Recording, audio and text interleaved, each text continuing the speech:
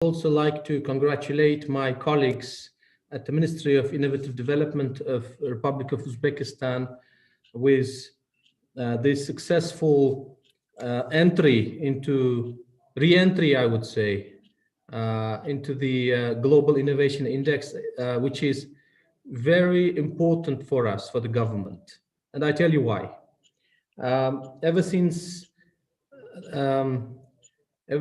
we've started reforms under President Mirziyoyev's administration, focus has always been comparing Uzbekistan against our peers, comparing Uzbekistan against how other countries are doing.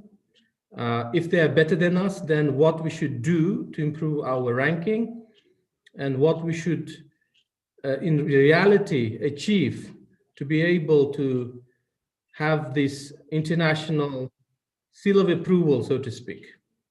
And the government since then adopted close to 15 decrees, president and government decrees, and this has selected 24 priority international ratings and indices, among which are, of course, Global Innovation Index, Doing Business, Sovereign Credit Ratings, Worldwide Governance Indicators, Sustainable Development Goals of the United Nations, and others.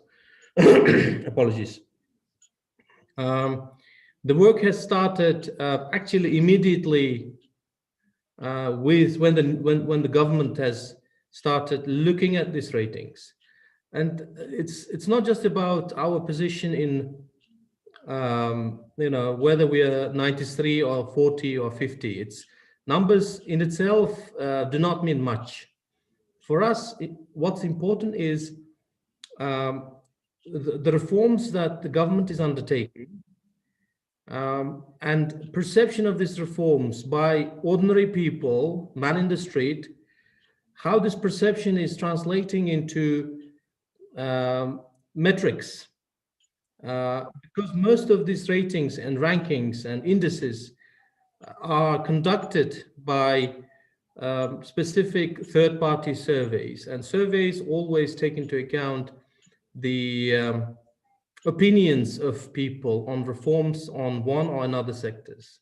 And of course, the Global Innovation Index is important because it is part of many other indicators and indices, such as credit ratings or Global Competitiveness Index or other. So there's a lot of interlinks between ratings and indices, which we obviously care a lot about, because we don't want to judge ourselves based on, we want a really international independent view on these reforms, and this independent view is mainly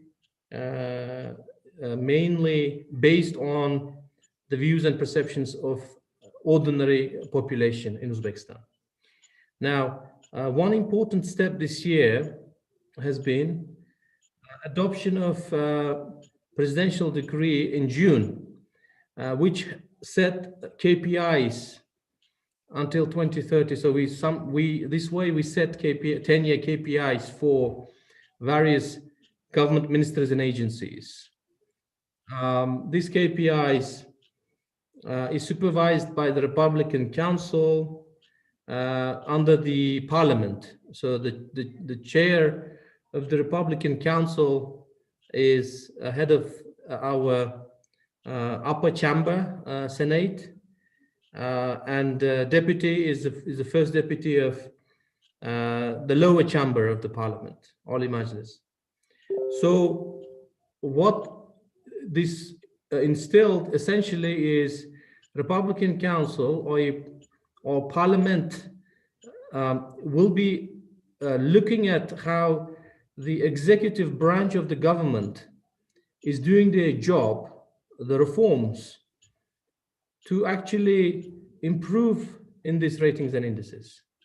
Again, very, very important, not just for the sake of doing reforms, but also making sure that these reforms are actually implemented at the highest level, from the highest level to the lowest level, from Tashkent to remote villages. so that people can feel these reforms. And therefore, the president is attaching a lot of significance to the ratings and indices. That another sort of important factor in this is that within a short period of time, so let's say we've started actively engaging with rating agencies in the last couple of years, we've managed to build strong relationships with prestigious international agencies, such as S&P, Fitch, Moody's, Economist Intelligence Unit, World Economic Forum, Bertelsmann Foundation, Legatum Institute, INSEAD, World Intellectual Property Organization, OECD, and others. These organizations are essentially important global organizations making sort of powerful enough to change public opinions globally. And this international engagement of the government through various branches of the government, through various ministries and agencies, is important so that we have to ensure that global community, international community knows about our reforms, knows about our progress and on indicators, and ensure that they understand and they acknowledge this progress. And therefore, it's quite important to go to these important organizations and institutions which will actually shape the global agenda. Apart from Global Innovation Index, this year was very important for us because Uzbekistan was included in Competitive Industrial Performance Index among one in 24, FDI Regulatory Restrictiveness Index. We reactivated our participation in Legatum Prosperity Index. Obviously, these three, and we are working towards achieving reinstatement of Uzbekistan in Global Competitiveness Index.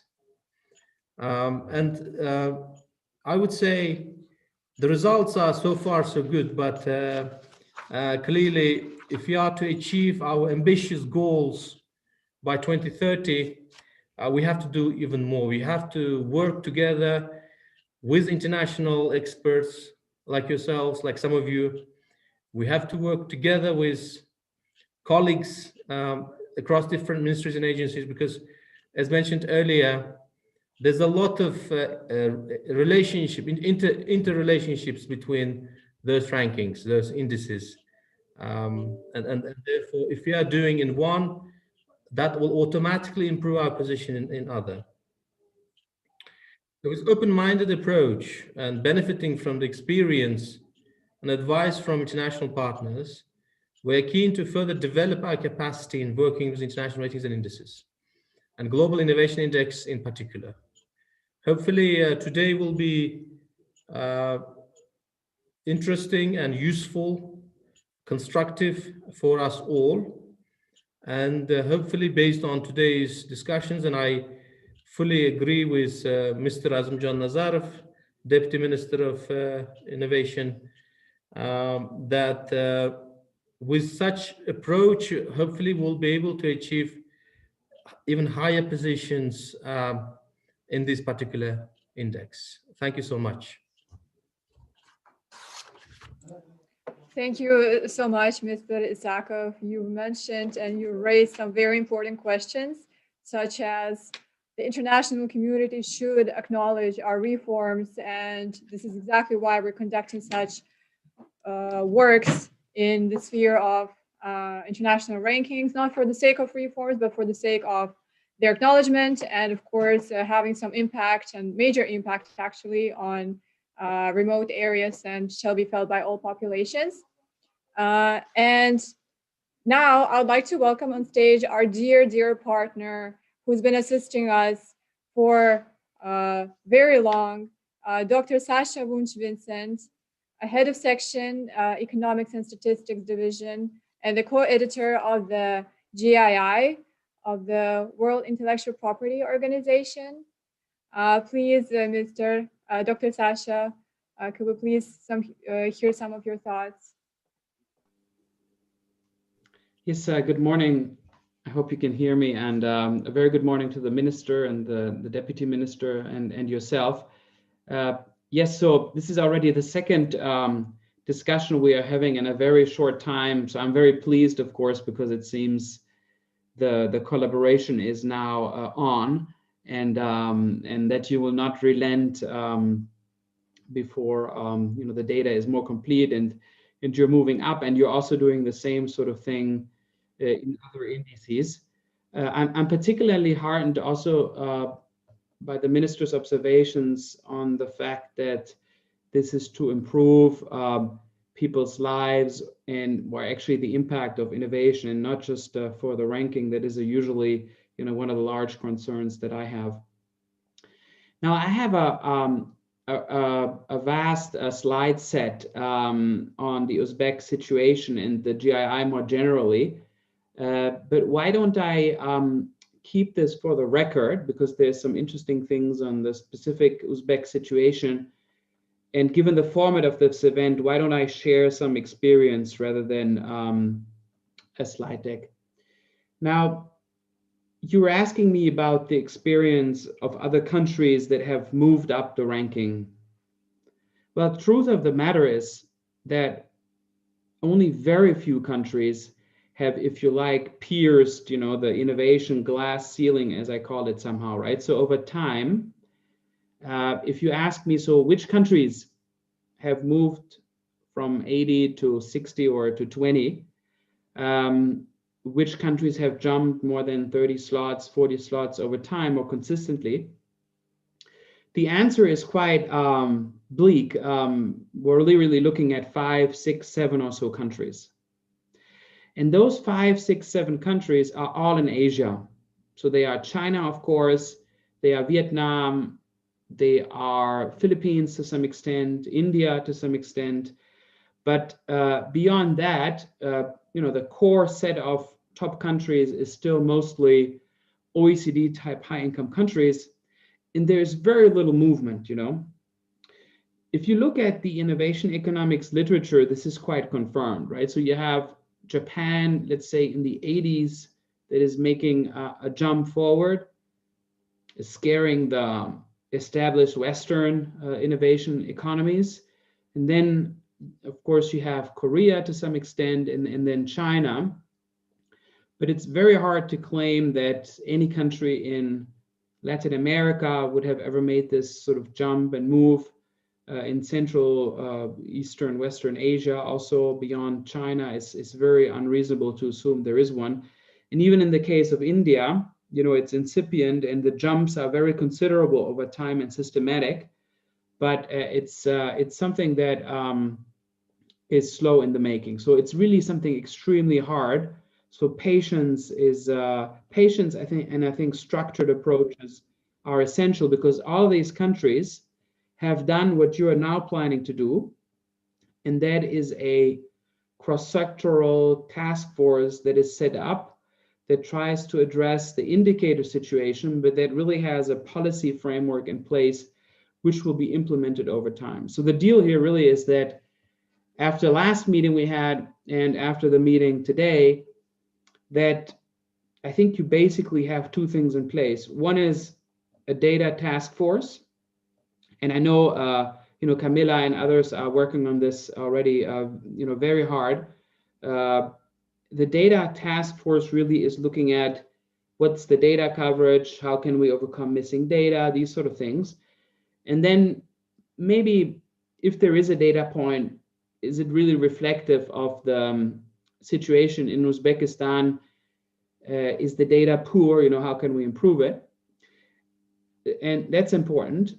But then I really suggest you also have a more specific innovation policy task force, which actually also deals with intellectual property issues and which reports in a cross-ministerial way to your president or prime minister, in some sort of a quarterly sort of way, or maybe biannual, twice, semesterial type of way.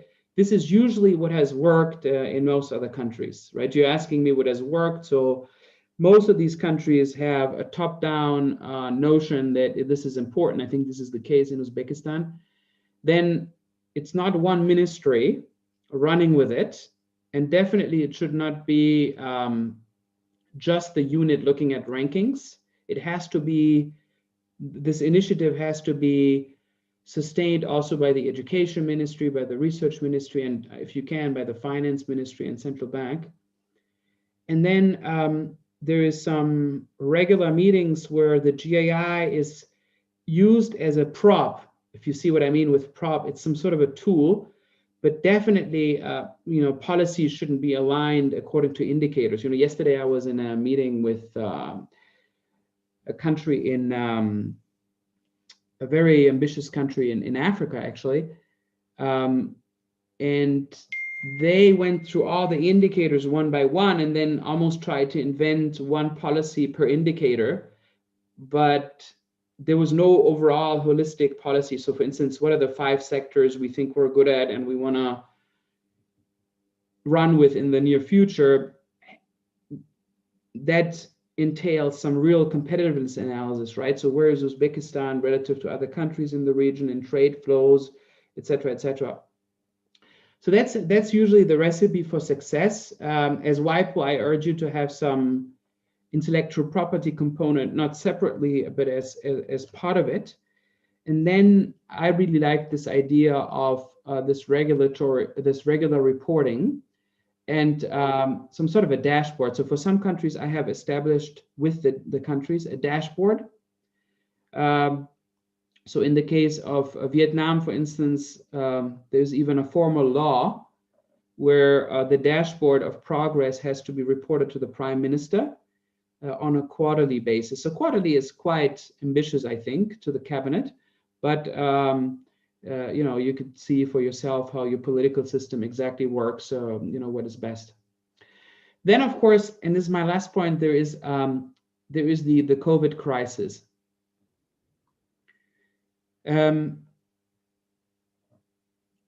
The GDP figures that we use and have are usually in the past a good predictor for R&D and innovation expenditures in the near future. If that's the case, that's extremely bad news, right, for broader innovation expenditures, because the slump of GDP economic growth worldwide, but also on country-specific levels, including Uzbekistan, is extremely harsh, right? In my lifetime, I have not seen that.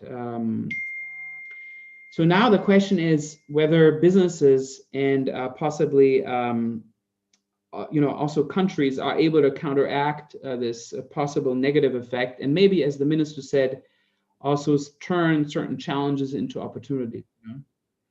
Now, this is not exactly very easy because,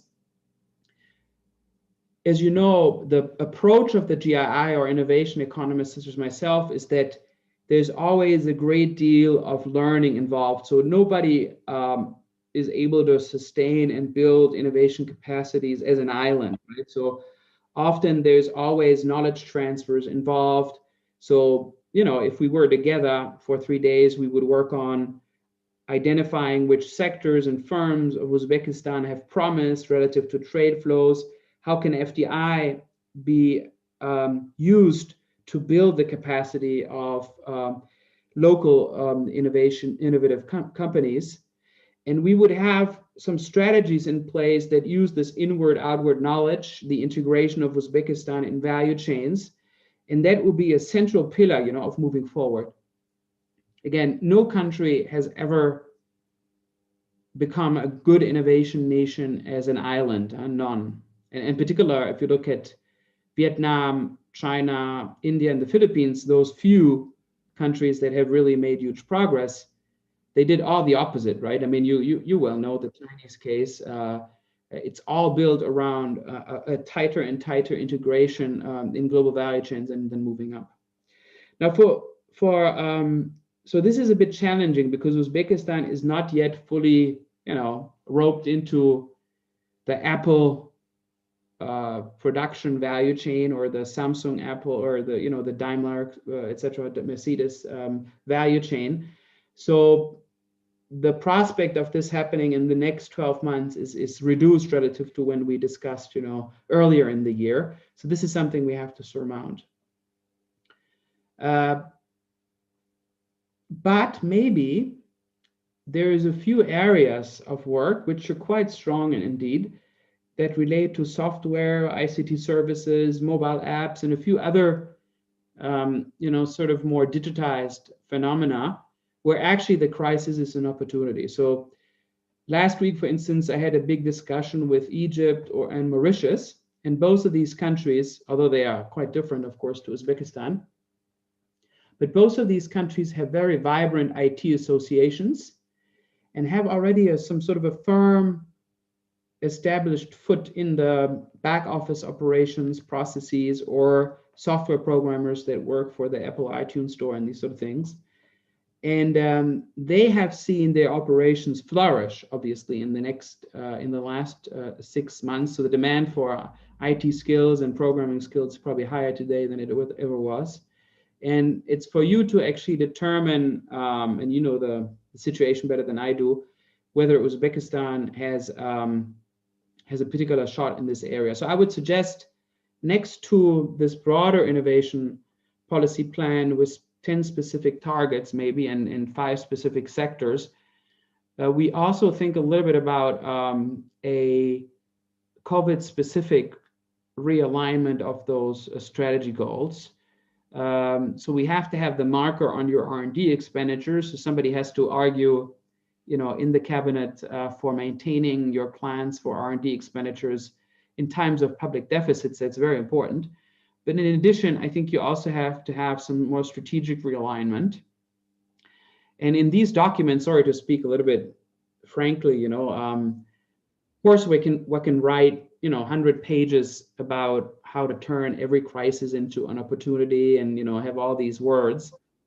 But at the end of the day, it's almost better to have a one-pager which actually sets out, what specific, based on like a few months of research maybe, but based on this, what are the 6 opportunities we want to grab, that are a direct result of the crisis, and which are the 6 weaknesses or threats, I would call them, that are pending. In the Philippines, for instance, we managed to. The Philippines always had a very low R&D expenditure ratio to overall GDP. So this is something that needed to be changed. And the R&D minister had been working on this for a good 20 years without success. The GII helped on that front. So suddenly the dynamic changed, and we got some real R&D spending targets signed into law. In fact, during my last visit there in Manila in February, this was my last travel this year.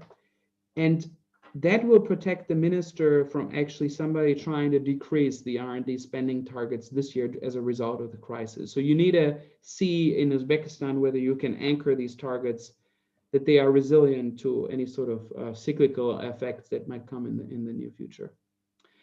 Yeah, so this would be my observations, and I'm very happy to hear your feedback. I'm very eager to learn, your reactions to COVID and what you think of the points I made. And of course, I'll be listening to your deliberations to the end, and maybe we can have certain specific agreements on the way forward towards the end of this meeting. And I'm very happy to with the teams to support. Your ministry, the minister, and also the team that Camilla heads for the indicators. Many thanks. Dr. Wunsch-Vincent, thank you so much for such a thoughtful discussion, actually opening up the discussion in the future. As you mentioned, of course, it's very important to seek opportunities in the face of the crisis, and this is exactly what we're trying to do here in Uzbekistan. And of course, as my colleague has mentioned, the Global Innovation Index should open up some real image of how the reforms are working and in what direction we shall be moving in the future. So thank you so much for that. I really hope that we can continue our work. Now I would like to welcome another key speaker from our neighboring country, Kazakhstan, Mr. Azamat Batyrkoja. He is a Vice Minister of Digital Development, Innovation, Aerospace Industry of the Republic of Kazakhstan, to share some of the Kazakh experience in the sphere of innovative development.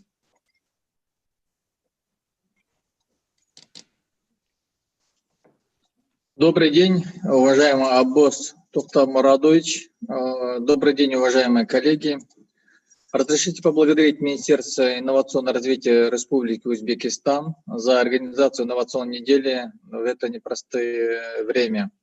Позвольте в общих чертах обрисовать инновационную научно-технологическую политику Казахстана и ее результаты.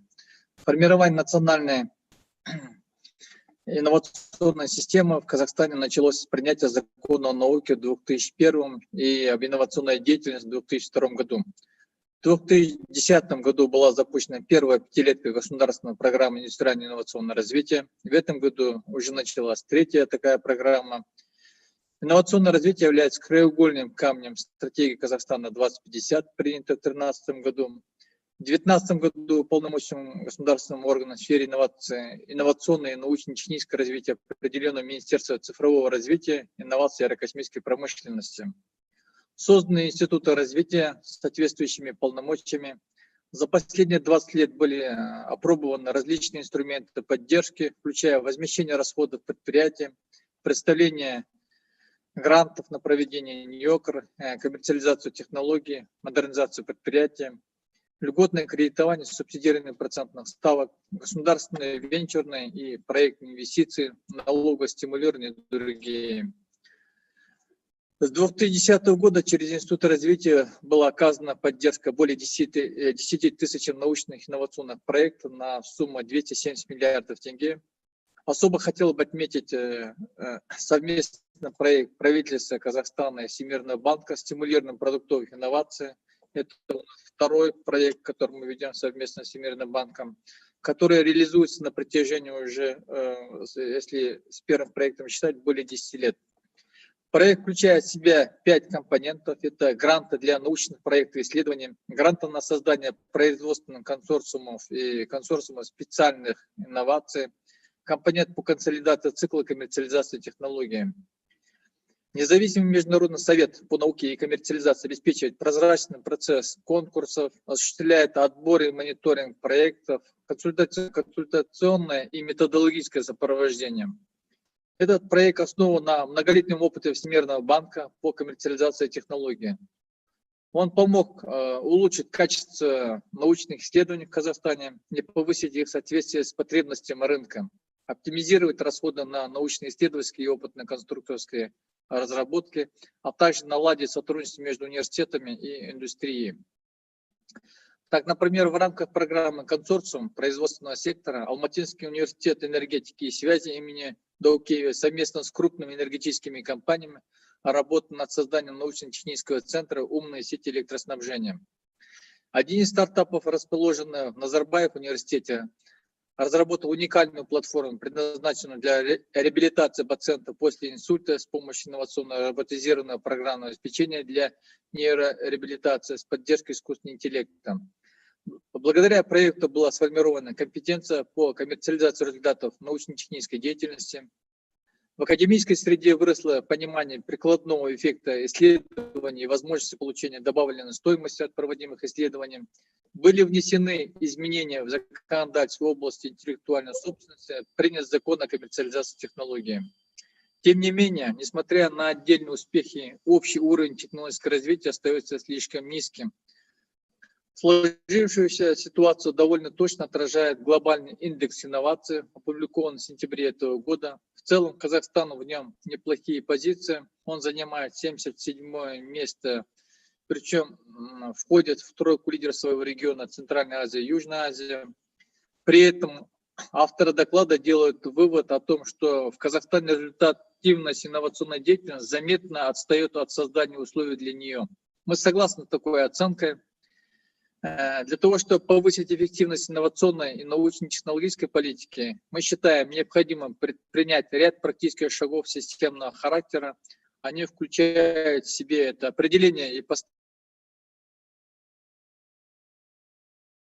постоянный мониторинг технологического уровня отрасли в режиме реального времени, компетенции, которые должны обеспечить преемственность отраслевых технологических политик, вне зависимости от смены политического руководства. Планируем долгосрочное инновационное технологическое развитие действующих и новых отраслей, создание технологических платформ, которые объединят интересы всех стейкхолдеров, представителей государства, бизнеса, науки, образования и общества. На сегодняшний день наше министерство уже приступило к созданию таких платформ, как Индустрия 4.0, GovTech, это госуслуги, Smart City, городская инфраструктура, Агротех, сельское хозяйство, Гринтех, зеленые технологии, электронная промышленность и Space Tech, космические технологии, и Геотех, пространственные данные. Создание инновационной обсерватории. Важно также добиться, чтобы финансирование НИОКР и инновации носило регулярный и непрерывный характер, а объем финансирования постоянно увеличивался с тем, чтобы достигнуть 1% к 2025 году. На сегодняшний день у нас составляет пока 0,12-0,15%. Уважаемые коллеги, лидеры наших государств на встрече в Ташкенте в прошлом году призвали к развитию регионального сотрудничества, отметив, что в числе приоритетных является внедрение инновационных технологий. Казахстан готов к сотрудничеству как в двустороннем, так и в многостороннем формате. Безусловно, стратегически важным направлением должно стать развитие цифровой экономики. Мы стали свидетелем того, что цифровые технологии позволят продолжать диалог и международное сотрудничество даже в условиях карантина и закрытых границ, то, что мы сегодня являемся свидетелями. Я уверен, что государственная программа «Цифровой Казахстан», принятая недавно стратегия «Цифровой Узбекистан 2030», программа развития цифровой экономики во всех странах Центральной Азии должны получать и региональное измерение. Мы со своей стороны готовы поделиться с нашими коллегами опытом в тех сферах, где Казахстан добился значительных результатов. Например, в рейтинге ООН по индексу развития электронного правительства Казахстан занимает 8-е место в Азии и 39-е место по всему миру. По индексу онлайн-обслуживания мы занимаем 26-е место в мире. Мы готовы к сотрудничеству, в том числе и на базе создаваемых технологических платформ GovTech, к обмену опытом по оказанию госуслуг в электронном формате. У нас также накоплен немало опыта работы в поддержке стартапов, по созданию различных институтов и инструментов по развитию инновационного предпринимательства. Перспективным направлением сотрудничества могут стать космические технологии. Уже сегодня они находят практическое применение в сельском хозяйстве, в транспорте, в логистике, экологии и городостроительстве. Действующие в Казахстане национальные системы космической связи, дистанционного зондирования Земли и высокоточной навигации могли бы стать основой для создания технологической платформы Space Tech общего пользования. Казахстанская сторона, участники этого проекта, может быть, стать национальной компанией «Казахстан Гарсапары». Предлагаем совместно создать инкубатор для стартапов в сфере космических технологий. Уважаемые коллеги, инновационные технологии позволяют нам дать достойный ответ на вызовы пандемии сегодня. Считаю, что они должны стать драйвером нашей экономики в будущем. В завершение хотелось бы напомнить, что Министерство инновационного развития Республики Узбекистан скоро исполнится 3 года. Эту дату узбекские коллеги встречают в замечательном здании. Я пока видел только, конечно, фотографии, но даже они производят сильное впечатление. Поздравляю узбекских коллег и желаю успеха всем участникам инновационной недели. Спасибо за внимание. Господин Батыркажа, спасибо вам большое за, во-первых, то, что вы поделились с нами казахским опытом в сфере инновационного развития. Для нас, как для вашего ближайшего партнера по региону, это очень важно. Естественно, все ваши предложения мы не только принимаем, но мы и готовы их развивать дальше. Спасибо большое. Я надеюсь на дальнейшее расширение нашего диалога, нашего сотрудничества в будущем. Спасибо еще раз. Dear participants. I would like to welcome now Mr. Kirtilal Kala, a Vice President of Innovation of Sun Group. Sun Group is located in India, and we would like to now hear some Indian experience on innovative development, and maybe some lessons can be learned today from India as well. Thank you very much. Unlike the others, I thought it will be easy to use pictures, so I'll try and show some slides while I talk through them, if that's okay. Firstly, thank you very much for inviting me to join this August gathering. Ministers present, people from WIPO and others, thank you very much for having us here. I have a advantage of having worked with the government and also having worked with the private industry as part of my career so far. So what I've tried to do here is pick out examples of things that I thought were relevant in India's journey in the GII. But as everybody has been mentioning, it's not one activity that will take you up in the GII. It is a mix of it's a composite effect of a lot of things happening on the ground. So I thought I'll bring that flavor by talking about various activities that may have directly or indirectly impacted India's growth in the Global Innovation Index, right? So the key drivers, again, picking up from the existing GII report, these are the aspects that, the GII is covering. And I thought, it will be interesting to throw some light on probably 2-3 activities or initiatives that we as India have done that stand out or help the cause for furthering India's ranking in the Global Innovation Index. So at the policy and regulation space, one of the for each of the aspects that I'm talking about from now, I am looking at a 7 to 10 year window in the past, so that we can pick up activities that are ongoing and maybe associate or learn a lot more from them, rather than going too backwards into the history of the country as such. The first thing that strikes as a change that was incorporated in 2014 was the constitution of a national institution for transforming India in itself at the central level, right? And that agency has been instrumental in defining the strategic direction of how things can progress in the country. And there's a lot of effort that has undergone and a lot of advice that every department, both within the federal government and the state level governments and industry boards, and all of them take advice from this particular organization.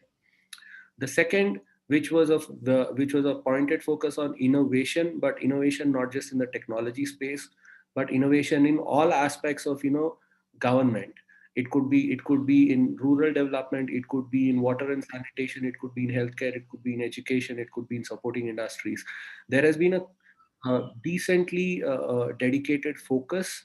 Starting from 2010 to 14, we had something called as the National Innovation Council, which reported directly to the Prime Minister.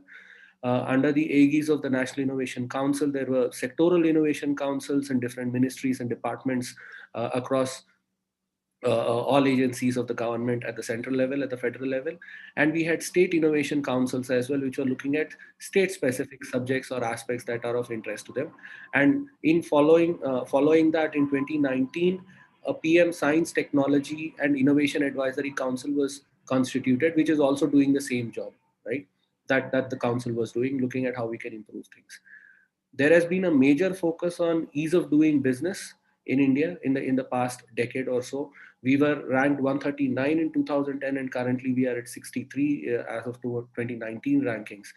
A major aspect of it was at the central level, there was a clear focus. The Department of Industrial Promotion and Internal Trade looked specifically at aspects that needed improvement and created a business reforms action plan, which is continuously being monitored from 2015. And each state has to submit a half-yearly report on how things are progressing, and they're ranked on ease of doing business internally within India as well.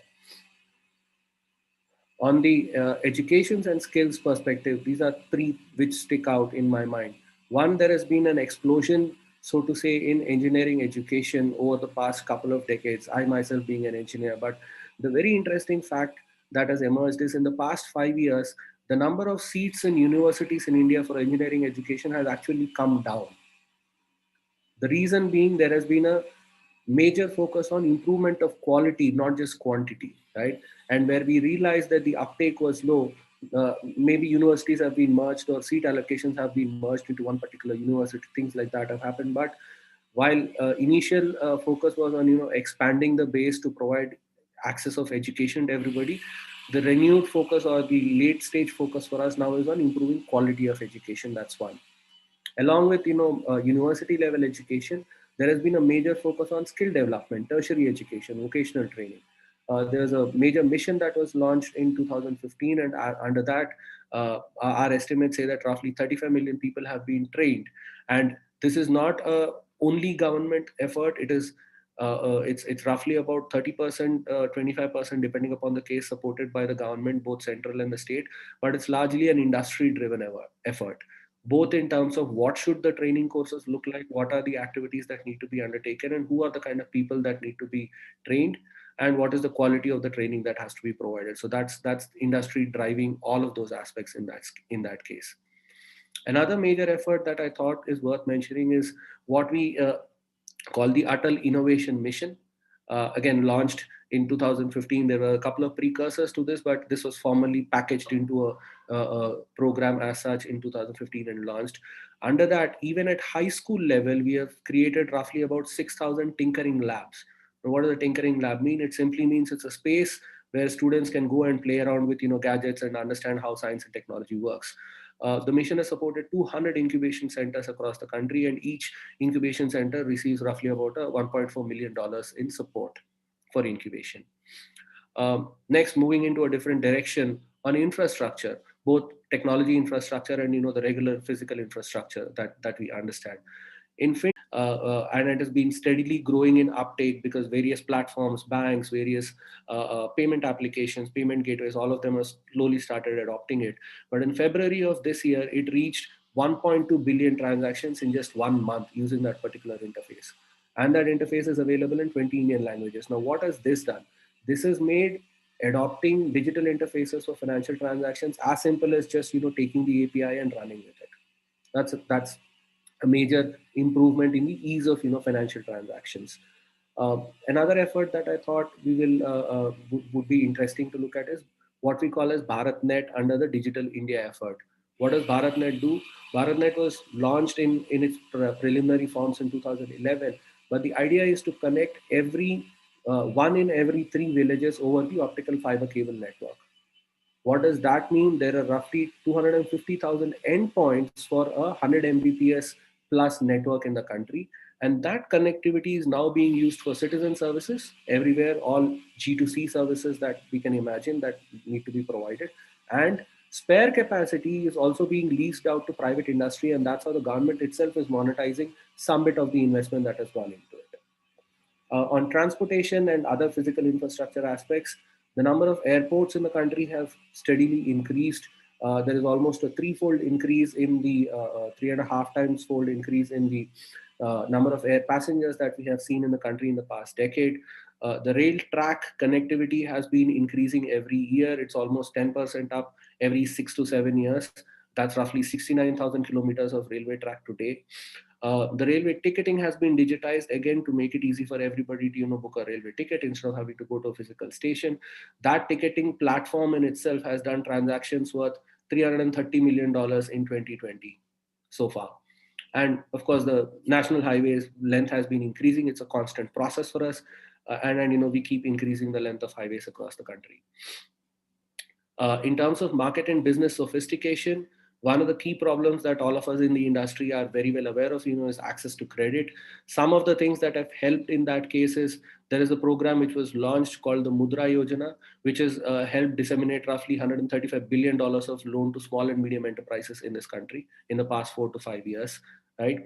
And there is also new programs which have been launched to enable farmers to get cheaper insurance. Roughly 42 million farmers reportedly have benefited from that program in 2018 and 19 alone. The other thing when it comes to exciting industry to come to India, invest in India, FDI, the agency called Invest India, which was established again in 2015, has continuously been awarded the best investment promotion agency, the AIM award, which is given by the UAE government. That itself has been able to, and that plus, a lot of effort from every government everywhere. There's a lot of delegations that have gone all over the planet, talking to industry, helping them understand what is happening in the country. The quarterly FDI flows touched roughly 17 billion in 2019. That's the highest that we have seen in one quarter across a 20-year period almost. And FDI liberalization, of course, has been an ongoing process, and it's still continuing. In terms of absorption of knowledge that is being generated across the board, India's economy, for all said and done, is largely dependent on agriculture. Even today, roughly about 30% of our GDP still comes from, or more than that, comes from our agriculture.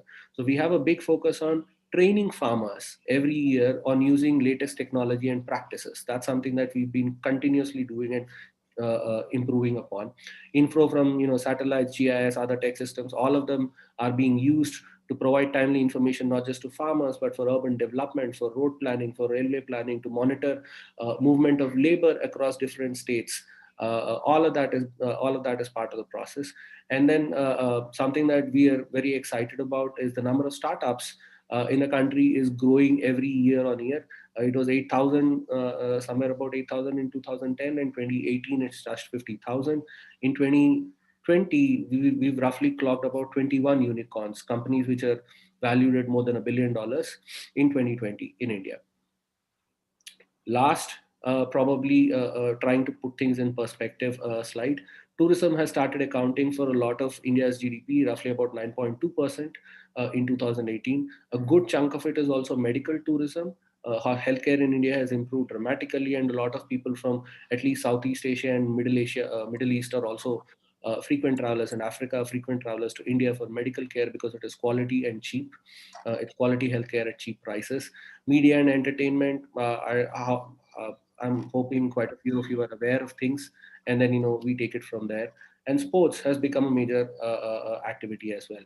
But to put all of these in perspective, what has happened is in 2019, knowing that we as a country need to improve a lot more in the innovation indices, the government of India itself, we have launched an India Innovation Index for our internal evaluation. This was launched in 2019. That was the first year. State ranking was given out at the end of last financial year. To kind of talk you through the kind of elements that are in focus for that. We are looking at human capital, investment, knowledge workers and their movement, business environment in general, safety and legal environment for industries and everybody. Then, of course, trying to look at knowledge output and diffusion. Now, this index is steadily becoming something that we all look up to, all governments, all industries looking up to it, to understand how we are placed within each other as a country, and there's a competitive spirit that is growing within the country with respect to this index. That is a quick summary of the kind of activities that we have been undertaking in India as a country. Did not want to lose out this opportunity to take 30 seconds to talk to you about something that we ourselves at the Sun Group are doing.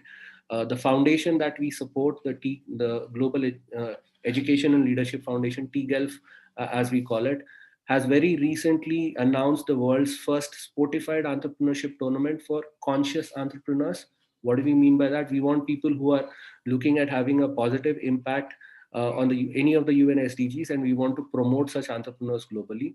It's a sportified tournament, and this is we are expecting roughly 200,000 applications to come in by the end of this month, and roughly people from 190 plus countries participating. We've already curated about $300 million worth of rewards to be given out. And this is a call to action. And this, for us, representing the organization, the Sun Group, a very small way in which we are also trying to aid the progress of not just India as a country, but the world in general and humanity in general, and making sure that we are leaving a better future for future generations. With that, I thank all of you for the opportunity. And just wanted to put one thing in perspective. In India, what we focus on is democracy, demography, demand, and diversity. But the unsaid line everywhere is what we call as dosti in India, which is friendship. We love to be friends with everybody, and we go about it in a dedicated fashion. Thank you very much for the opportunity, ladies and gentlemen. Mr. Lalkala, thank you so much for sharing the experience of India, for innovation development, for overall building a good infrastructure and favorable conditions for entrepreneurship development, for innovation development, especially encouraging youth with such initiatives as TGIL has proposed. I myself am very acquainted with such organization, and thank you so much for sharing some of your thoughts on that. And I really hope that maybe jointly together, either with some of the participating organizations today from Uzbekistan or with Ministry of Innovation, we can continue our collaboration in the future. Thank you. And right now, ladies and gentlemen, let's please welcome Mr. Rauf Salahajayev, another very dear partner of the Ministry of Innovation, a founder of Ergo Analytics, a leading economist, a leading econometrist in Uzbekistan. Please, Mr. Salahajayev, can we please get some of your expertise as well? Всем здравствуйте. Меня хорошо слышно? Да, очень хорошо слышно. Отлично. Спасибо большое, в первую очередь, конечно же, за приглашение для участия в данном форуме. Мы с Азамджаном Кеназаровым уже имеем опыт обсуждения данных мероприятий до того, как Узбекистан вошел в данный индекс. Мы еще в прошлом году на Инновике обсуждали. И очень отрадно, что Узбекистан в первую очередь попал в этот индекс, был включен на очень хороших позициях, войдя в 90-е позиции. Но, конечно же, нужно поговорить о том, теперь, как данный успех не просто закрепить, а как сделать определенные скачки для того, чтобы попасть в топ-50, как это отмечено в стратегии инновационного развития. Если посмотреть вообще динамику инновационного индекса Узбекистана с 15 по 20 годы, то замечен определенный прогресс, качественный прогресс, но и, конечно же, отмечаются ряд позиций, где прогресс не наблюдается и необходимо применить значительные усилия для того, чтобы реформы происходили именно там. К числу направлений, где отмечен прогресс за последние 5 лет, в первую очередь можно отнести это институты, это человеческий капитал, но здесь даже не скорее прогресс, здесь мы остались на тех же позициях, инфраструктура, развитость рынка. То есть показатели инпута, innovation input и infrastructure у нас очень хорошие. Но вот, например, по показателю развитость бизнеса, выпуск знаний и технологий, творческий выпуск, creative outputs. Конечно же, здесь отмечается спад позиций.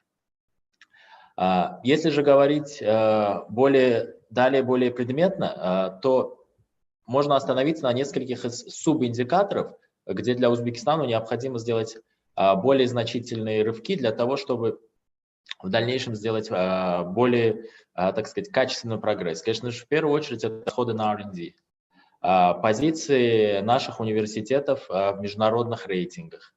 Также необходимо закрепить позиции по направлениям, таким как число исследователей на миллион населения. Узбекистан до сих пор не входит, например, в различные School Assessment Test, один из которых PISA, который засчитывается в глобальном инновационном индексе. И также, конечно же, нет ряда статистики по финансированию среднего образования и еще нескольких индикаторов. Также я бы хотел немножко остановиться на том, что сейчас очень важно обратить наши усилия для того, чтобы не вкладывать, опять же, постоянно в показатели input and infrastructure, а именно сфокусироваться на результатах инновационных деятельности.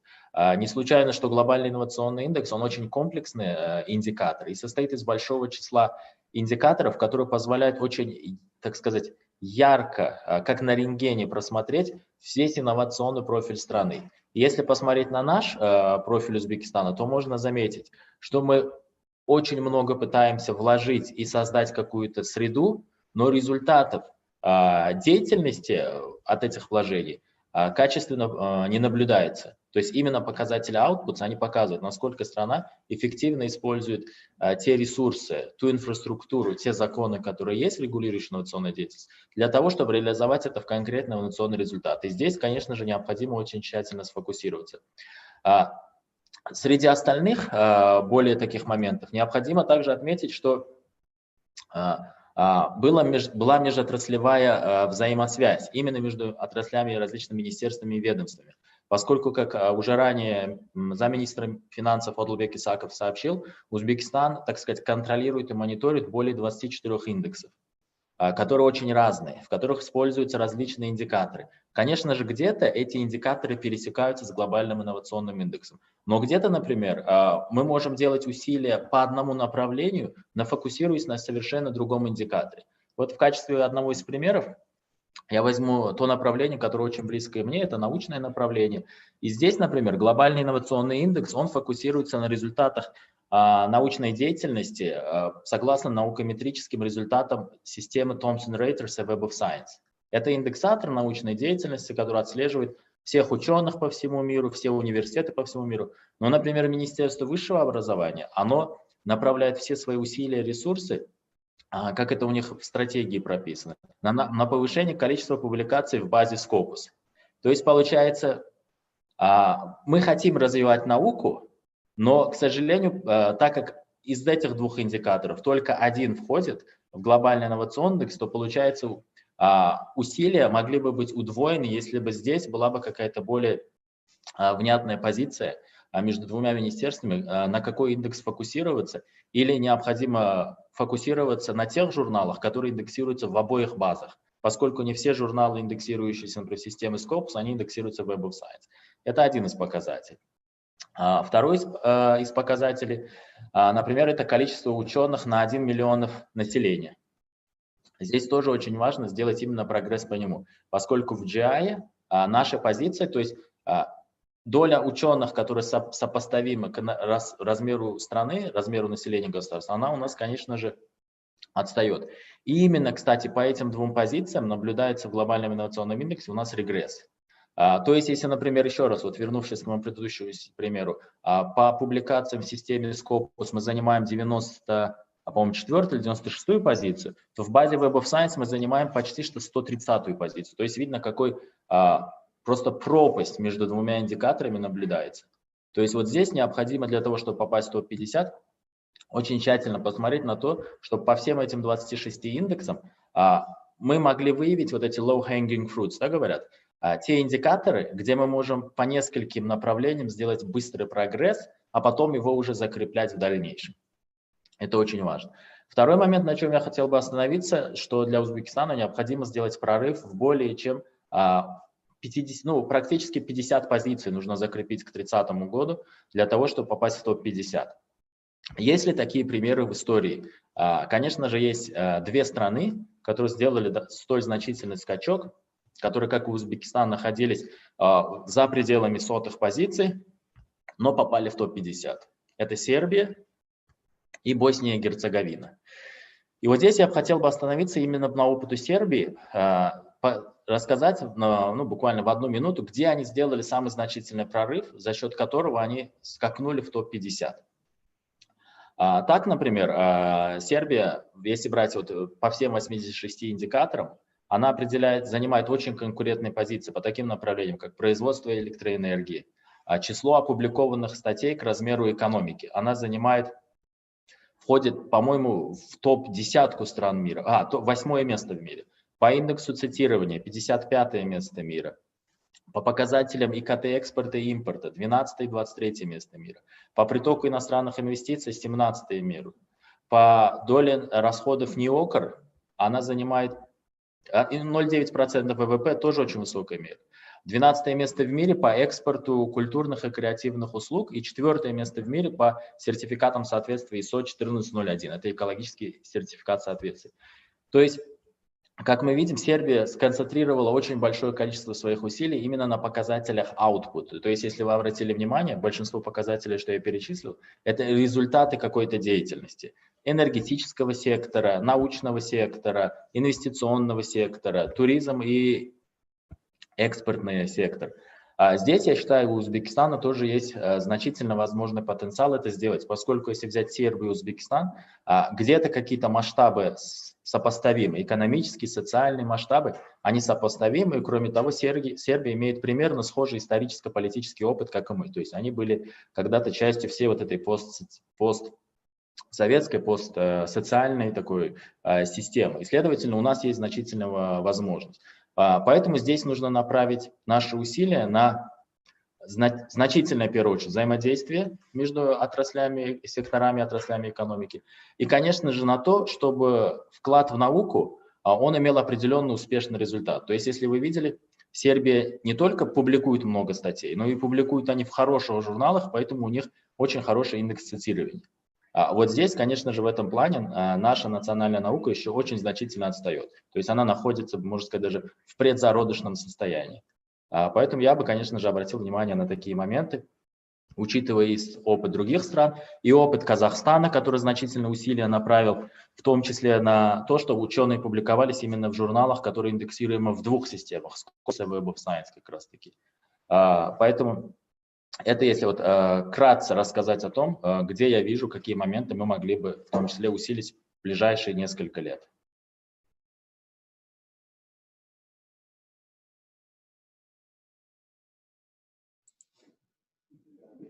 Рауфаке, спасибо большое. Вы очень правильно отметили то, что, естественно, опыт стран более развитых или также развивающихся экономик нам показывает то, что, естественно, наука должна работать на экономику. Я очень надеюсь, что Узбекистан уже достиг этого понимания, и, естественно, наши показатели, отраженные в глобальном инновационном индексе, должны нам оказать какое-то вот векторное содействие, именно в каком направлении нам нужно в дальнейшем двигаться. Я думаю, что совместными усилиями, при вашей, естественно, поддержке мы сможем достичь больших результатов, чем, естественно, в этом году. Уважаемые участники, сейчас, если у вас есть какие-то вопросы, вы можете включить по одному, естественно, ваши микрофоны, задать ваши вопросы нашим уважаемым спикерам на языке, который вам более удобен, потому что у нас есть наши переводчики. Естественно, если у вас есть какие-то комментарии, также мы готовы вас выслушать. И опять же, я хочу напомнить, что Министерство инноваций готово оказать всестороннее содействие по направлению улучшения наших показателей. Мы не зря начали такую работу и будем в таком же темпе ее продолжать.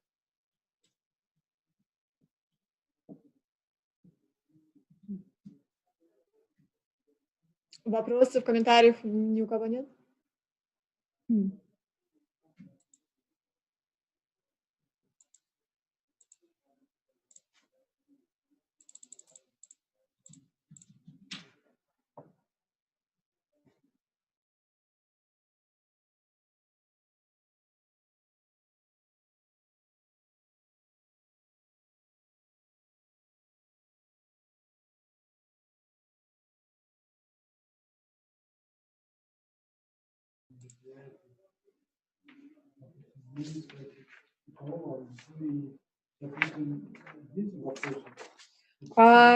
Dr. Sasha Wunsch-Vincent, actually, I have a small question if you are still present with us. You've mentioned some experience of the Philippines and how they have this reporting to do on a regular basis regarding the process of innovation and development. Could you please tell us a bit more on the strategy of the Philippines and how this exact country has progressed in the index in the past years?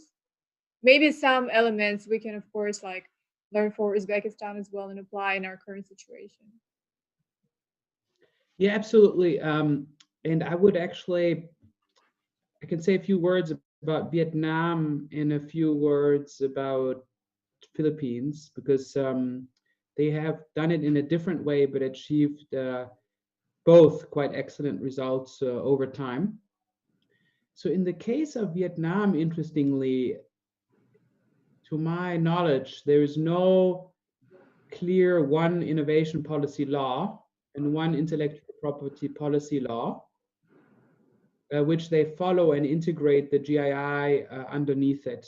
Instead, they have set up an innovation task force which handles the GII. So there's no law or decided strategy document. And that task force, however, pursues a number of goals as laid out in the GII, and there's a law, it's a resolution, so it's a decree by the Prime Minister, which requests this task force to report to him on a quarterly basis, so every 3 or 4 months. And the interesting thing for me is that when I do these calls with Vietnam, on the other end, I have literally about 60 or so people, but they are always the same. So I have this feeling that it's a group that covers different ministries, reports to the minister and then the prime minister. And then there's even subnational elements to this. Our friend from Sun just mentioned the India Innovation Index, saying that in many countries there's subnational efforts for innovation policy. And this is also the case in, in Vietnam, they understood that if they want to achieve national success, they have to build it up. So this task force is composed of regional persons of national. They work together on the goals set out and then they report. The reporting requirement is important to get right. And again, I've seen you have some targets in terms of your ranking, but I think it's very important not to, because if you get yourself locked into being the top 20 by 2022, most likely you will not succeed, and also then you will be frustrating the president or the prime minister you're reporting to, because you promised something and it, you cannot achieve it. So I'm much more of a fan of more specific, more granular goals, not GII rank goals, and certainly not unrealistic ones, and then to operate on them and work on them and actually identify the weaknesses and challenges. Philippines is different. This is my last example. They have done an innovation law, like a real innovation act, which you can find online or which I could send to you. And it's very impressive in terms of the sectors identified, the innovation policy challenges identified, the goals set out, but even more impressive in terms of the process they suggest they should follow. So there's also a task force. In the GII and other benchmark tools are identified as monitoring tools. But this is now, so Vietnam was a resolution, it's a decree with less legal importance. And then this is a real innovation law in place, hopefully for many, many years. And that's quite good. The nice thing about the law, or like a broader innovation policy document, is that you don't make the mistake of just chasing certain GII indicators, right? Because of course the GII is maybe not bad, but it's relatively, it's the more important thing is your Uzbek innovation system and real, as the minister said, real performance on the ground. So those are the two experiences that I can share. So the resolution is also described in the GII 2018. We have a box on this, and I can share the draft text with you. In the Innovation Act and Law in the Philippines is also available. You can even, if you wanted to, you can use me sometimes as to establish contacts. You probably have tons of contacts yourself, but if, for instance, you want the secretary, which is the equivalent minister, to tell your minister how he envisaged it, how it was operationalized. There's certainly a lot of lessons learned from other countries. Those are two examples of of leaders. There's other ways of going about it. Sir, thank you so much for your comment. You know that I have a million questions. I'm not sure if maybe our participants are a bit too maybe shy to address you, but I hope they're not too shy, because I can continue this conversation forever. For example, just one more question from my side, and I'm done with this. You see, when we started working out, we also have this innovation task force in place. It's a little group that is working on improving several indicators, several indices, international indices. And as you said, of course, the focus is on the reforms, not on just some numbers. This is not useful to any of us. But you see, we have encountered such a problem. Abusaka.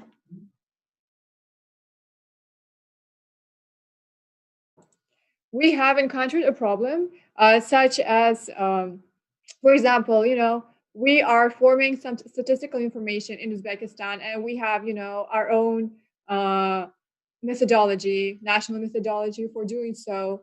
And for example, such methodology does not necessarily fit the requirements of the international organization, such as the International Labor Organization. We have reached out to them to, clarify this point. How do you think? Do you think that maybe we should, follow our own national strategy for collecting data and, report this data to international organizations, or we should, strictly follow the methodology that is suggested by the international organizations?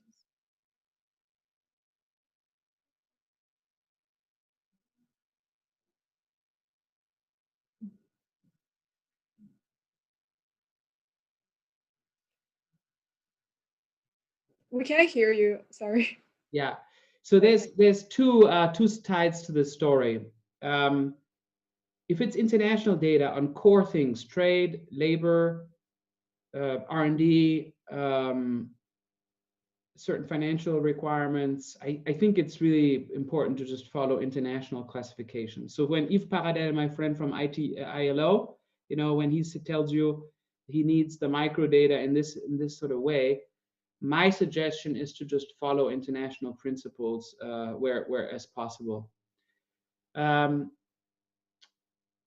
of course, there are certain conditions where international data or even regular data is not fit for purpose. So let's take, for instance, ICT service back office operations or informal innovations, or in the case of India, grassroots innovations and these things.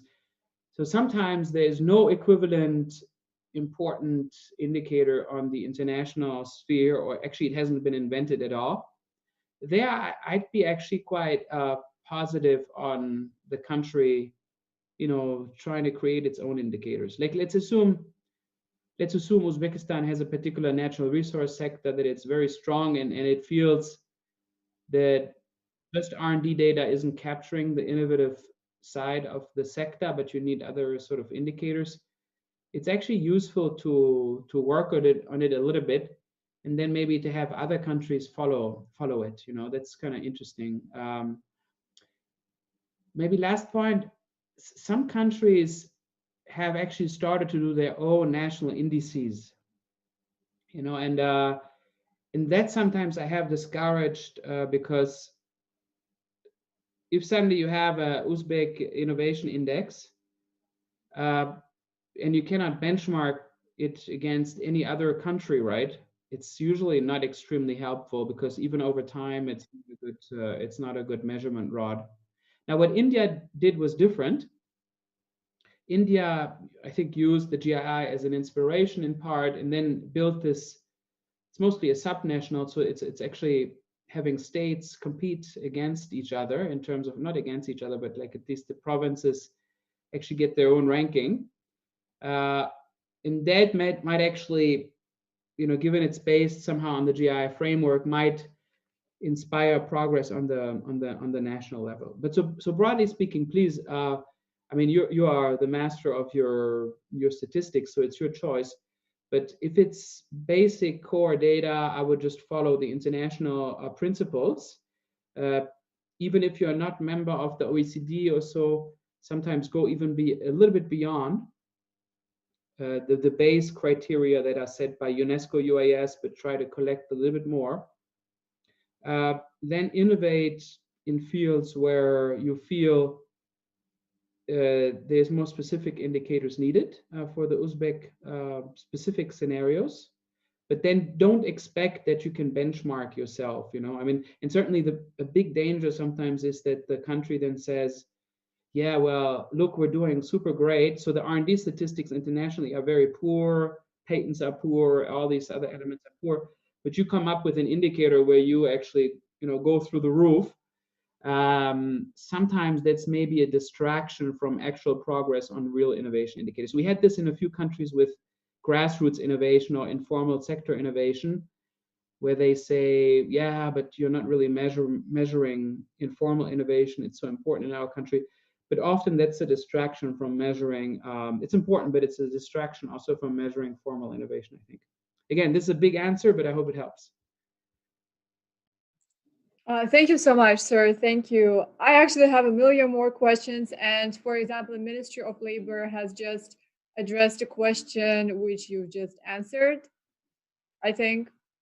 Yeah, this question, Mintrud, we have already addressed to the International Labor Organization. So let's not keep our speaker waiting. And I think we're kind of done, actually. So first of all, I'd like to... Camilla, sorry to interrupt. Sorry. Just wanted to get some clarification. We have several ministries representatives involved, and I'm sure some of them have specific questions. Dr. Vincent, just let me clarify why we are putting pressure on the other ministries regarding the GI indicators. As you know, Uzbekistan is going through the reform, and every agency these days developing their own strategy. For example, the recent strategy on digitalization just came out beginning of this month.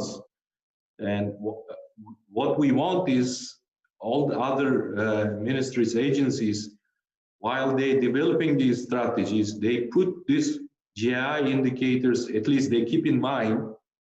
So activities within the roadmap of the strategy, they have to make sure that these indicators, they are responsible and they have action plans within the roadmap. And this was some clarification. Just specific questions I have to you and maybe our colleagues from Kazakhstan and also from India. As this year's indicator rating shows our weaknesses. There are more than 15 indicators that we are low, and most of them, I mean, majority of them linked with IT sector. For example, we are ranked 130 on ICT services imports and also ICT service exports. And also mobile application creation, we're also 98. What's your opinion on that? How to tackle this issue?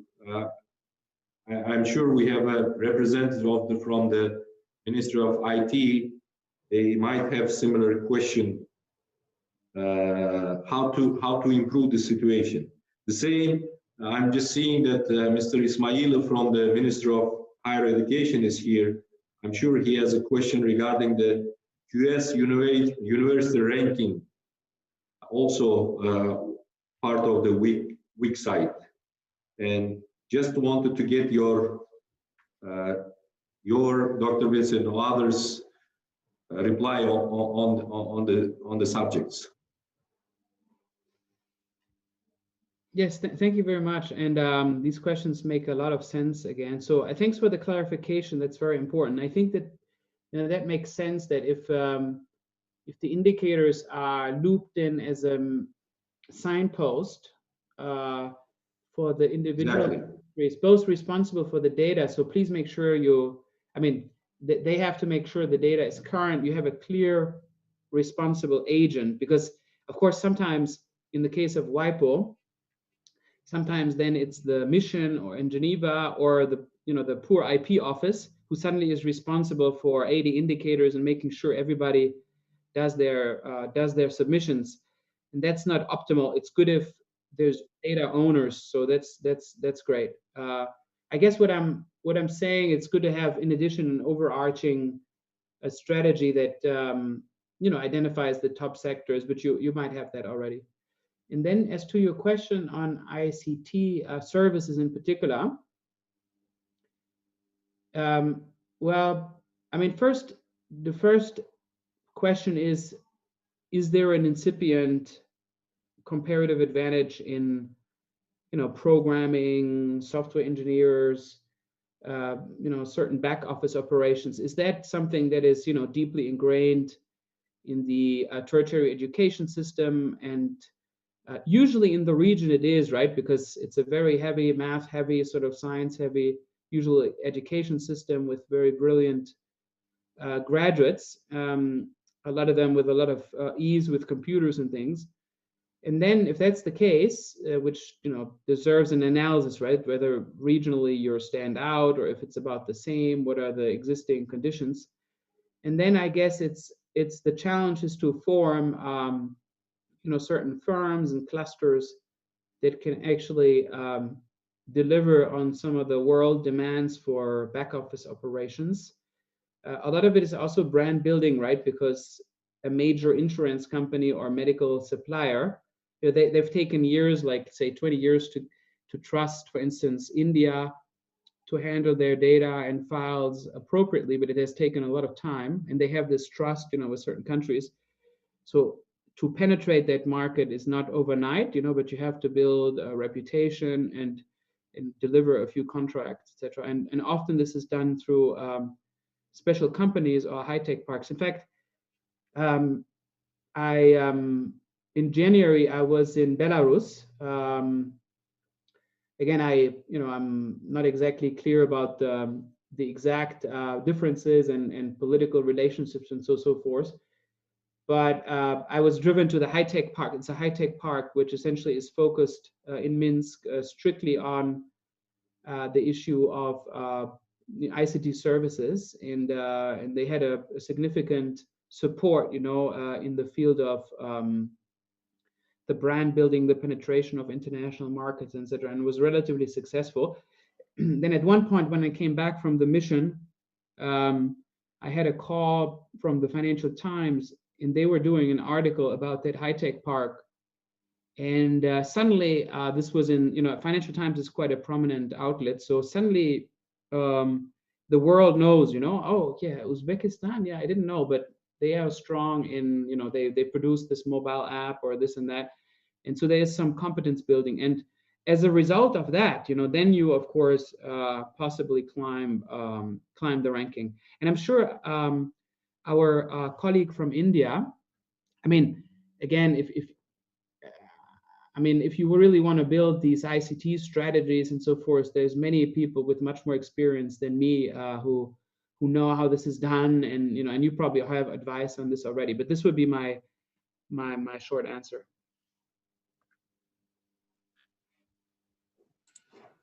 Thank you. I just want to, before Mr. Lal adds just maybe some additional information.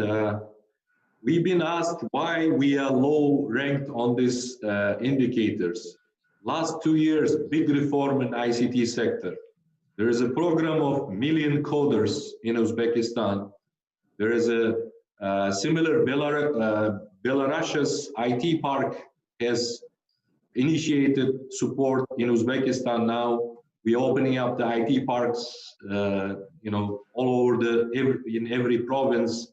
The 2 more universities on IT is being supported now. The government has the strategy that every agency, government agency, including the Ministry of Innovation, now has one of the deputies, one of the vice ministers is responsible for IT, so IT officers. So there is a lot of reform activities going on. However, ranking is low. This year we are telling them, well, the reform is just going on. Let us wait a couple years, but we want to make sure that we are not missing of presenting the data in the right form or right format to make sure that these reforms, these activities on improving the ICT sector are presented in the ranking at the end. Mr. Lal, sorry I interrupted your reply. No, thank you. Apologies are not necessary. Thank you very much for the opportunity. I've had the pleasure of helping one of the most, how do I put that, uneasy states, not uneasy, but unexpected states for investment promotion in the electronics and IT sector in India. A state which is known for hilly terrains and mining more than anything else. And nobody in the electronics and IT world would have looked at that state as a potential spot for investing in that particular sector. The experiences from there make me say these 3-4 things. One, I think India as a country, we were fortunate enough way back in the 80s and 90s to have got onto the IT bandwagon. It's not starting today, right? And most of the countries on the planet were not even looking at IT as a significant tool back then, but it happened in 2000 and afterwards.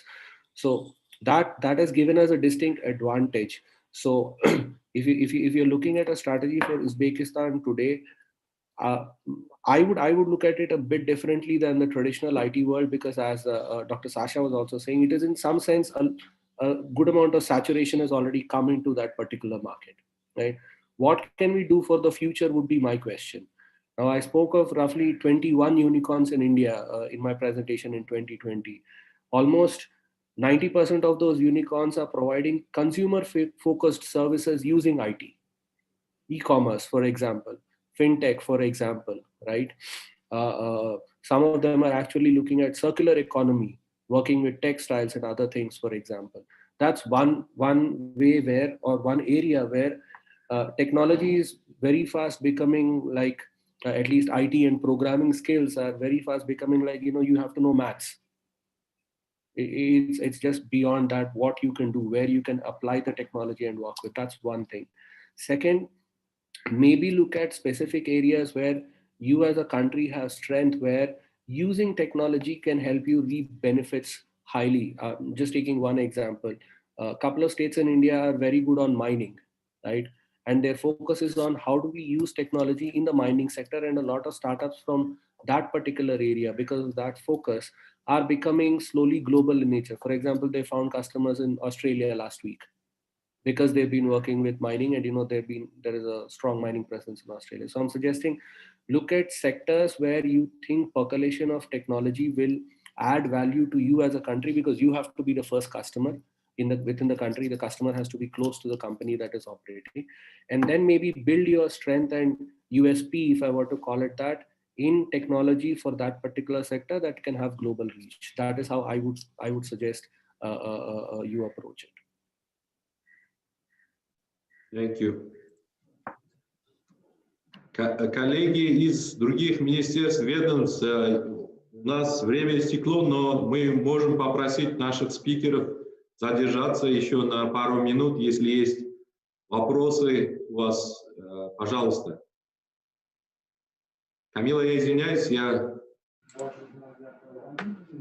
Роль модератора у вас, естественно, лучше получается, чем у меня. Поэтому... Нет, наше министерство почему-то не очень активно. Если есть вопросы, пожалуйста, вот у нас есть эксперт из Индии, Саша по всему миру, и вот коллеги из Казахстана.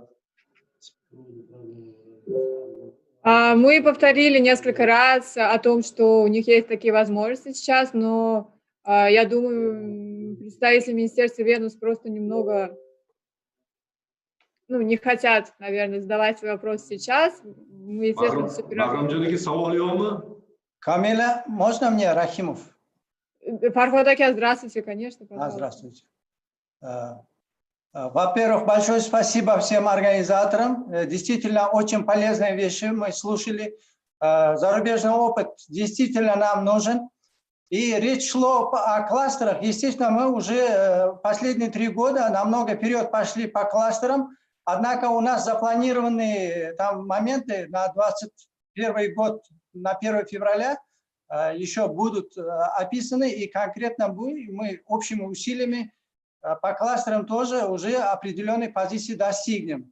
Потому что хлопковая переработка глубоко пошло. Это около 200 кластеров уже у нас работает. Как овощам, там по различные кластеры существуют, по переработке кокона существует. Естественно, кроме того, во всех этих отраслях очень необходимо там инструмент цифрализации. Без цифрализации не представлять развитие этих отраслей. Мы в дальнейшем будем общаться, естественно, зарубежный опыт нам нужен, и будем в дальнейшем работать тесно со всеми министерствами, я думаю. Это мы поняли, главное. Спасибо за все. Мархвадакя, спасибо. Дай бог, у нас всех все получится, и в нашу отрасль будем развивать, совместные работы будем проводить. У меня есть еще один вопрос нашим спикерам. Пожалуйста, можете рассказать, к примеру, сейчас у нас в Узбекистане принимаются нормативно-правовые документы по направлению участия Узбекистана в рейтинге ПИСа. Не в рейтинге, а в тестировании ПИСа.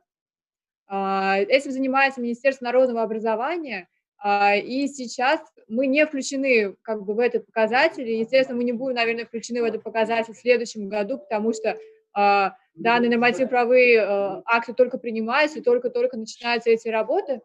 Но мне бы хотелось узнать, как вообще мы сможем продвинуться в данном рейтинге, если, например, у нас пока что не начаты, системная работа начата, но не до конца, да, скажем так.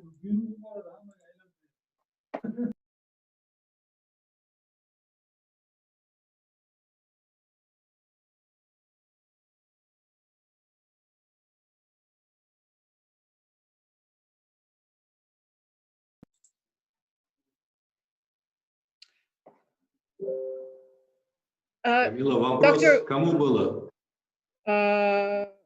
Vaipa, Dr. Wunsch, I'm sorry, I haven't addressed the question clearly. Yeah, as I was saying, we are really carefully working with the Ministry of Public Education, Ministry of Specialized Secondary and Higher Education on some indicators for PISA assessment, on some indicators for QS ranking, but we have only now established the legislative base for conducting such work, because before, we did not work on that.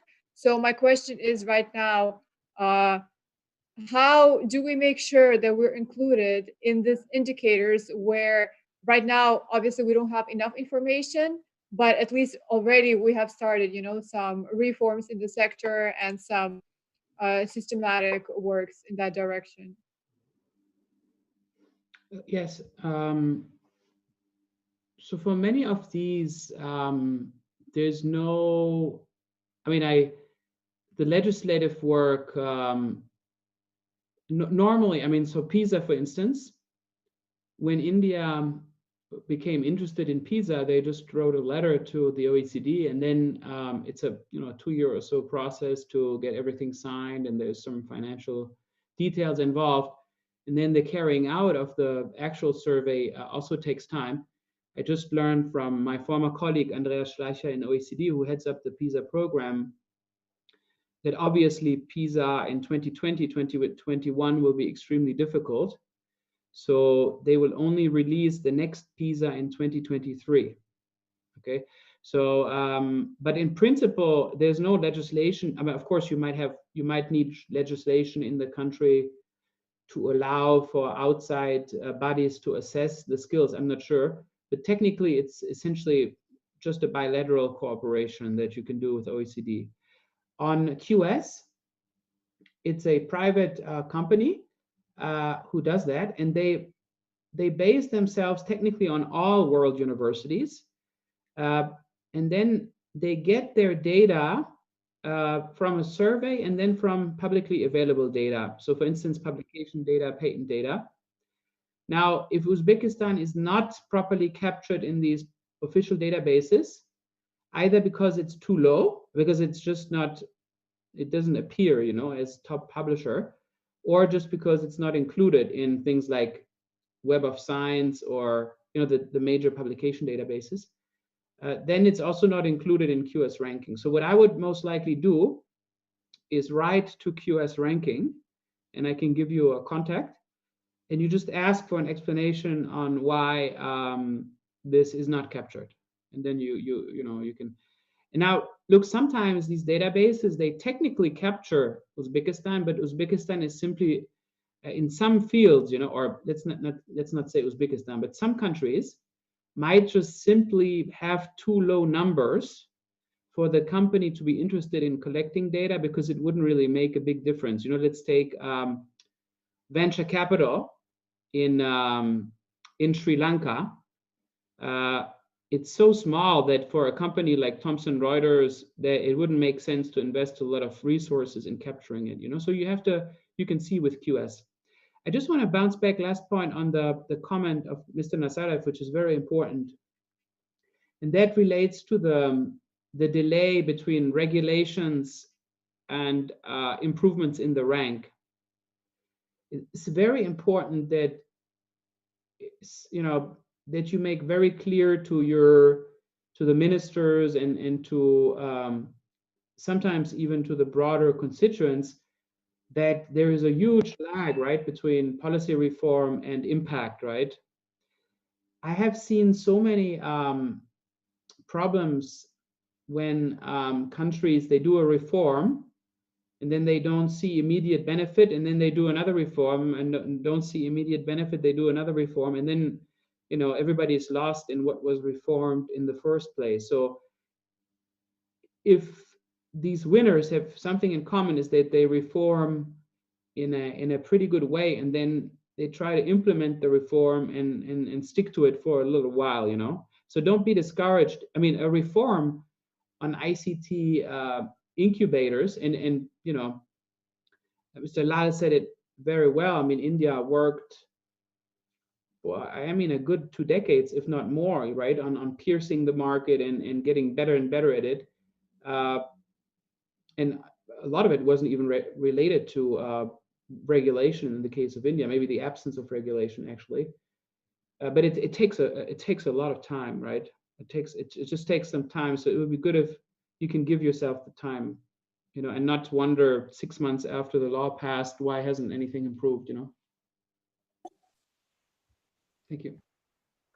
Can I just add to that? Sure. Sure. So point very well taken, Dr. Sasha. In fact, until if my memory serves right, until 2011 or 12, the growth of the IT industry was largely unregulated. So you're right in saying that the growth of the industry was because there was not much regulation stifling it. After that, there is, of course, in the interest of in public interest, there had to be some checks and balances put in place for the IT industry that we all are aware of. But the reason I wanted to jump in was some of the initiatives that I was at least showing. While we may have said that we launched it in 2015, a lot of them have been in discussion since 2008, 2009, right? Regulation to happen, as everybody's rightly mentioning, takes time. In fact, for impact to happen might take at least 7 to 8 years. One of the programs that has been largely successful, the support to incubators, I know it for a fact that we started that program somewhere in 2011 while I was part of the one department at the Prime Minister's office here in India. We had started that activity, but it has actually started showing results probably in the past 2 years.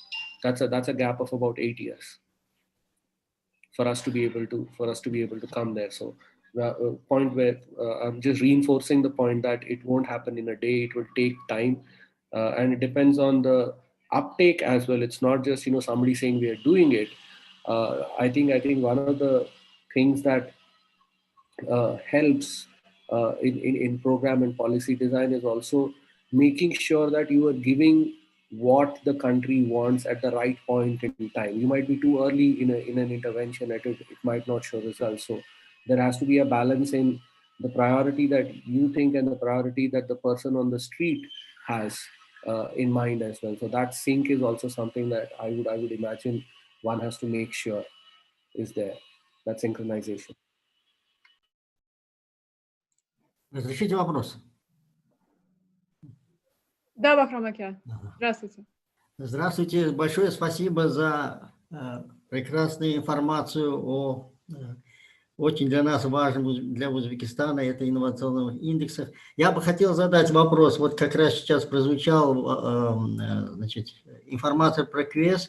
Да, Узбекистан должен войти, но система QS использует систему Сайвал и систему Scopus для того, чтобы оценить научный потенциал страны. Вот. И в связи с этим у меня вопрос. Должна ли страна, то есть наше государство, иметь официальную подписку на системы Сайвал или систему Scopus для того, чтобы официально публиковать свои данные, значит, вот в инновационном индексе? То есть для Web of Science есть система аналитическая Insight, которая оценивает, значит, потенциал стран. У системы, значит, Scopus есть система Сайвал, которая делает то же самое. Если можно, вот вопрос, какой аналитической системой надо пользоваться и должно ли государство иметь официальную подписку на эти аналитические данные с тем, чтобы представлять свои показатели вот в индексе? Okay, I guess this is for me.